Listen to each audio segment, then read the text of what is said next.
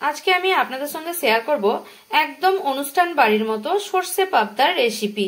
আর অনেকেই বলে থাকেন যে সর্ষে পাবদা বানালে বা সর্ষে মাছ বানালে তেতো হয়ে যায়, কিন্তু আমার টিপসগুলো ফলো করলে সর্ষে মাছ কখনো তেতো হবে না। চলুন তাহলে দেরি না করে দেখে নেওয়া যাক আমার আজকের ভিডিওটি।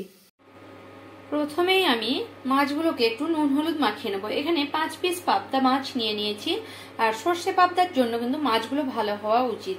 এখানে হাফ চামচ লবণ দিয়ে দিচ্ছি পাবদার মধ্যে, আর আমি দিয়ে দিচ্ছি হাফ চামচ মতো হলুদের গুঁড়ো, আর আমি সর্ষের তেল হাফ চামচ মতো দিয়ে দিচ্ছি। খুব বেশি দেওয়ার দরকার নেই, হাফ চামচ। এবারে মাছগুলোকে আমি মাখিয়ে নিচ্ছি। যেহেতু এটা পাবদা মাছ, তেলে ভাজার সময় প্রচন্ড ফাটবে, কোনো আঁচ নেই, সেই কারণে আমি হাফ চামচ সর্ষের তেল মাখিয়ে নিলাম। তাহলে ফ্রাই প্যানে যখন ভাজা হবে মাছগুলো তখন কিন্তু কম ফাটবে, বা ফাটবে না বললেই চলে। এরকম মাছগুলো ভাজার জন্য আমি এখানে একটা ফ্রাই প্যান গরম করে নিয়ে নিয়েছি। প্রচন্ড আগের থেকে গরম করতে দিয়েছিলাম, ভালোভাবে গরম হতে হবে, নইলে কিন্তু মাছগুলো লেগে যেতে পারে। এখানে 2 চামচ মতো সর্ষের তেল দিয়ে দিলাম এই ফ্রাই প্যানের মধ্যে, আর আমি সর্ষের তেলটাকে চারিদিকে লাগিয়ে নিচ্ছি ফ্রাই প্যানের চারিদিকে। এবারে গ্যাসের ফ্লেমটা আমার হাই ফ্লেমে আছে। এখন আমি পাবদাগুলো নিয়ে এই তেলের মধ্যে দিয়ে দিচ্ছি ফ্রাই প্যানের মধ্যে। একে একে আমি সব পাবদাগুলো দিয়ে দেব।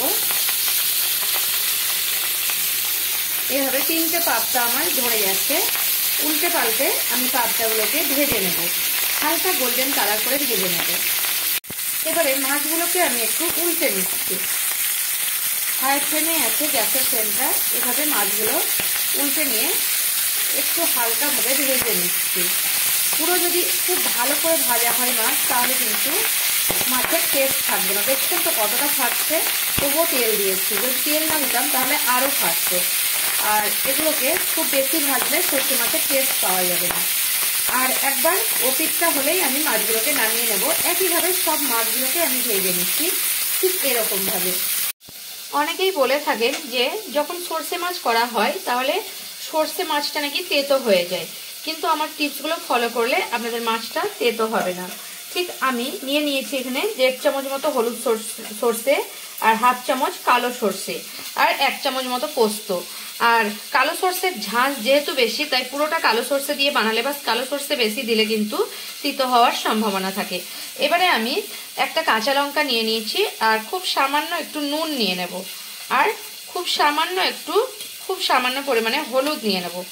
এগুলো আমি একসঙ্গে শিল নোড়ায় একদম মিহি করে বেটে নেবো, একদম প্লেন ভাবে বেটে নেব। তাহলে কিন্তু এই যে নুন, কাঁচা লঙ্কা বা হলুদ দিয়ে সর্ষে, মানে হলুদ সর্ষে, কালো সর্ষে, পোস্ত যদি আমি বেটে নিই তাহলে কিন্তু তেতো হবে না মাছের ঝালটা। আর এটা অনেক আগের থেকে বেটে রাখলে কিন্তু তেতো হতে পারে।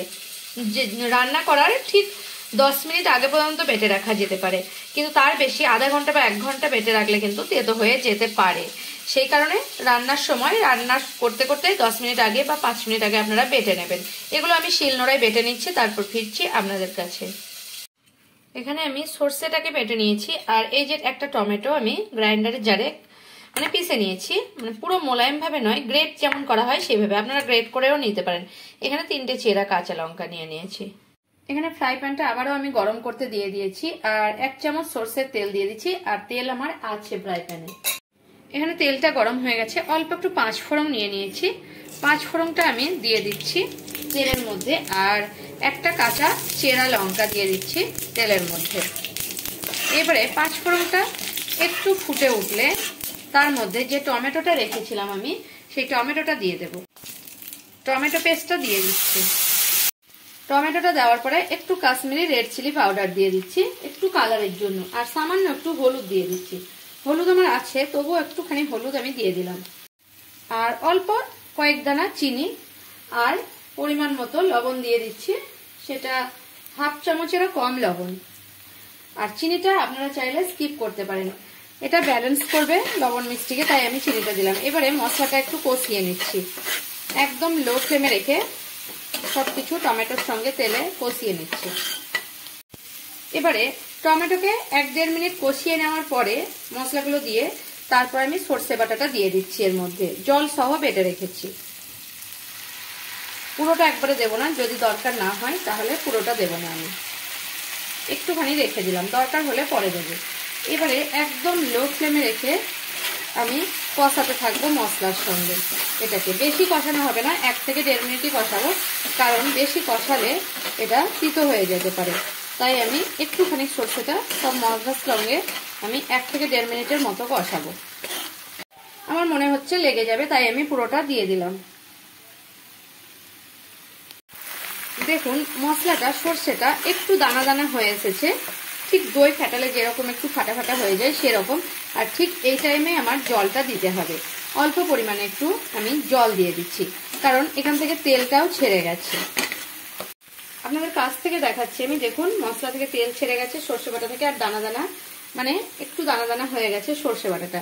এবারে অল্প পরিমাণে আমি জল দিয়ে দিচ্ছি, খুব বেশি জল দেব না, কারণ এটা মাখা মাখা হবে। আর টমেটোটা পেস্ট করে দেওয়ার কারণে মশলার গ্রেভিটা বেশ একটা ঘনত্ব হবে, সেই কারণে দিয়েছি। এখন আমার মনে হচ্ছে লবণ একটু দরকার, তাই আমি আর অল্প একটু 1/2 চামচের কম লবণ দিয়ে দিলাম। এবারে মশলাটাকে আমি ফুটতে দিচ্ছি।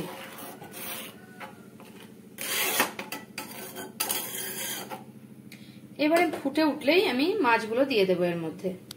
এখন ফুটে উঠেছে, চেরা কাঁচা লঙ্কা দুটো দিয়ে দিচ্ছি, আর পাবদা মাছগুলোকে একে একে দিয়ে দিচ্ছি, আর মিডিয়াম ফ্লেমে রেখে দিচ্ছি গ্যাসের ফ্লেমটাকে। এবারে সব মাছগুলোকে আমি দিয়ে দিয়েছি, মিডিয়াম ফ্লেমে রেখে এগুলোকে আমি হতে দেবো। আর একবার করে এটাকে উল্টে নেব, 1 মিনিট পরে এইভাবে উল্টে নেব মাছগুলোকে, এভাবে উল্টে নেব। এখনই ফুটতে ফুটতেই উল্টাচ্ছি, কোনো অসুবিধে নেই। এবারে আমি এটাকে 3-4 মিনিটের জন্য এইভাবে লো ফ্লেমে ফুটতে দেব। এখন আমার 4-5 মিনিট হয়ে গেছে একদম লো ফ্লেমে। গ্যাসের ফ্লেমটা আমি অফ করে দিচ্ছি আর এটাকে নামিয়ে নেব। আর আপনারা চাইলে এখানে ধনেপাতা কুচি একটু ছড়িয়ে দিতে পারেন।